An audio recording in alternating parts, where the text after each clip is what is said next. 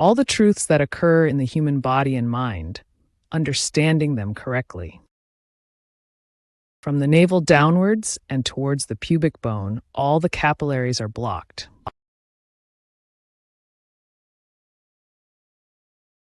Humanity is walking the same path without exception. If that inflammation is not quickly controlled, it will move throughout the body and then harden again. Where is the area in the chest and abdomen where the capillaries get blocked first?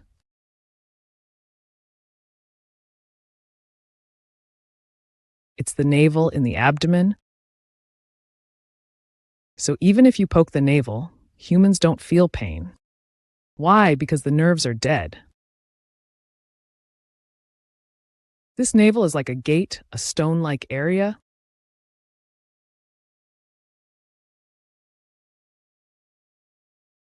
That's why we do gate breathing.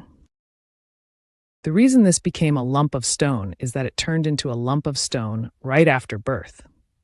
It is the area where the nerves were alive. In other words, it is the area where the capillaries were alive. As the capillaries in that area gradually got blocked, the nerves were cut off. As the nerves were cut off, the lump of stone gradually spread around my body, attaching to my body but completely severing the nerves, spreading from the navel.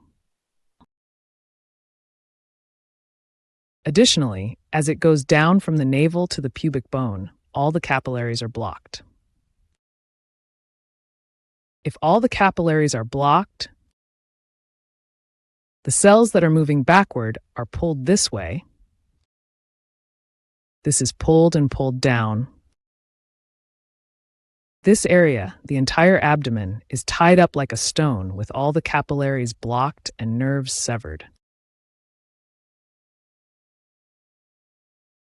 Once it is tied and hardened, what is the next stage? You're here. You're here.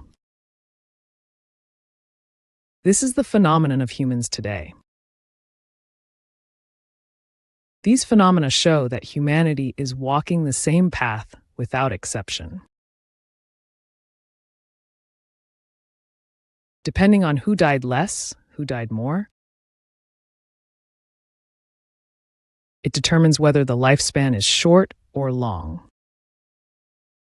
The onset of diseases for people who are very stiff and those who are less stiff starts from here. Ultimately, the beginning of all diseases starts from the navel. Let's take a good look. When trying to revive the nerves that could shrink the capillaries, what happens inside when reviving the nerves is that it clears the blocked capillaries in the body, allowing blood to pass through and break down the cells. What comes out then? Inflammation. If you don't quickly control that inflammation, it will spread throughout the body and harden. When it hardens, it affects the cells and nerves, so you need to pass it through the body again. If you quickly control that inflammation, it will pass through. And when the capillaries are damaged and the nerves that were cut off due to death are revived, it must be revived with silver. To revive an arm that has been paralyzed for a long time due to a stroke. To revive an arm that has been paralyzed by a stroke, you must continuously direct strong silver energy towards it. And provide silver energy when the conditions have failed. You must provide silver energy when the conditions have failed. For example, when reviving the severed respiratory nerves as if they were moving, you must continuously give strong silver hatred towards that place. When the condition is ruined, you must give silver hatred. When the condition is ruined, you give silver hatred. What is that condition? When the capillaries are loosened and the nerves are trying to survive, at that time, by giving this and that a silver lining, it is about reviving the nerves. When you save the cell at the end and it goes in, when you penetrate the capillaries and revive the nerves, that is when the mind is established. So this is what human consciousness is. When the bride saves her nerves, she doesn't allow any thoughts. She realizes that her body died because her thoughts moved. Human consciousness moved, and from here, the capillaries got blocked. The capillary nerves got severed because of consciousness. In the end, if she had been in her mother's womb, these capillaries wouldn't have been blocked. I thought the wind blowing outside would block the capillaries. In the end, because of these things coming from some sensory devices we hear and see, our bodies became stiff. The stiffness immediately caused the capillaries to be blocked. And when the capillaries were blocked, the nerves were severed. The severed nerve began to slowly spread throughout the body. Depending on who blocks more and who blocks less, whether consciousness rises more strongly, whether consciousness is in the middle, or whether consciousness is calm, is directly connected to the capillaries. When reviving the last cell, penetrating the capillaries, and reviving the nerve, the mind is established at that time.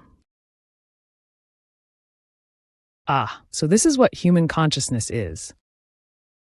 In the end, human consciousness is directly connected to the capillaries. When the pressure drops, doesn't a lot of air come in? So a person with a calm mind has many capillaries that are alive and open, and their nerves are also alive.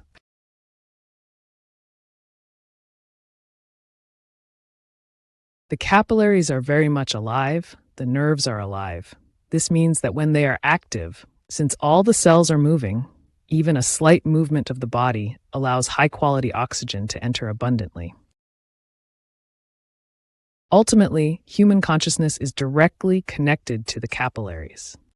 The more a person's capillaries are blocked, the sharper their consciousness. This means that the intensity of stress depends on how much the capillaries are blocked or not.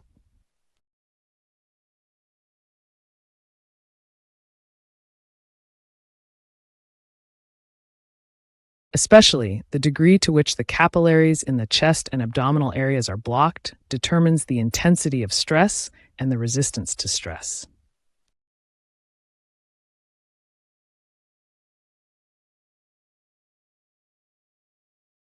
To create nerves, the first step is to loosen the congested areas so that red blood cells can pass through the blood vessels.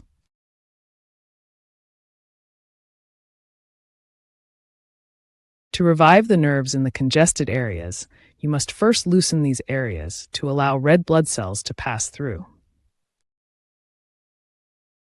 After that, you need to create and revive nerve cells.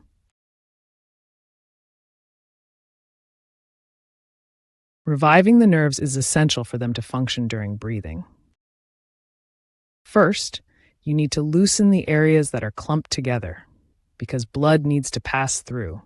And once the red blood cells have passed through, then you need to revive the nerves attached to the capillaries here. However, modern science does not have the means to revive these. The baikokdang that is given to you contains ingredients that have the power to revive those nerves.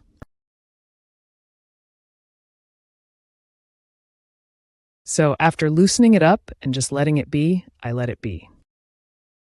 Leaving only the iron blood vessel open and not reviving the nerve, what sound do you hear when you enter baikokdang? Gurgle, gurgle, gurgle.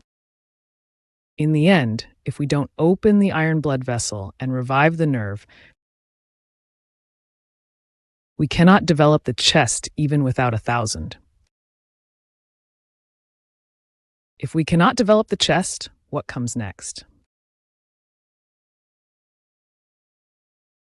If you cannot expand the compressed chest, you cannot secure oxygen. If you cannot secure oxygen, you cannot save various cells. You have no choice but to wait for death. So to prolong life, you need to ensure an ample supply of oxygen. The first step is to open the chest, right? To open the chest, you need to open the capillaries related to breathing in both the abdomen and chest, right? Is it enough to just open the capillaries? You also need to activate the nerves, right? You need to activate the nerves so that it can autonomously expand and contract, right? If it expands a lot, the pressure inside decreases, allowing more air to come in, right? These need to contract simultaneously to increase the pressure and push the air out, right? This is the principle of breathing. So, in the process of revitalizing this nerve, if you focus on the area where you want to revive the subconscious with consciousness, at this time, by consuming Beck-Golton and its ingredients while maintaining the original form, it will be revitalized here. Please focus on reviving the lost nerves within the disconnection step by step here. This is the core of the practice. 구독과 좋아요는 국제과학명상센터 운영에 큰 도움이 됩니다.